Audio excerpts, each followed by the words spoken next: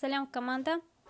Қазір біз Oriflame компаниясына адамды қалай тіркейміз, сол туралы видео. Бірінші Google-ға барамыз. Oriflame Қазақстан деген таңдаймыз. Басамыз Oriflame дегенді.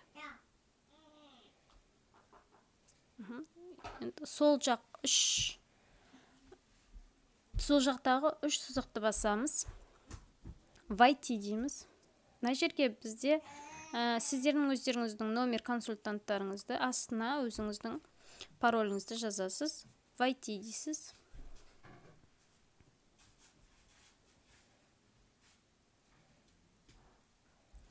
Енді тағы да сол жақтағы үш сызыққа басамыз. Бұл жерде мой бизнес деген бар, соны басамыз. Астына рекрутирование дейді, соны басамыз. Зарегистрировать нового консультанта дейміз. Бірінші жаңағы тіркелетін адамның бірінші email'ын жазамыз, яғни электронный почтасын. Оған өзіңіз пароль ойлайсыз жаңағы консультантқа. Сосын консультант тіркелгеннен кейін, сосын біраз уақыт өткесін өзінің паролін ауыстыруға болады. Мына жерге тегін, өзінің атын, әкесінің атын, одан кейін жерде удостоверениенің нөмірін жазасыздар. Ары қарай туған жыл, ай, күні. Жерге телефон нөмірі +7 деп бастап жазасыздар. Жерге облыс, жерге қала немесе поселок.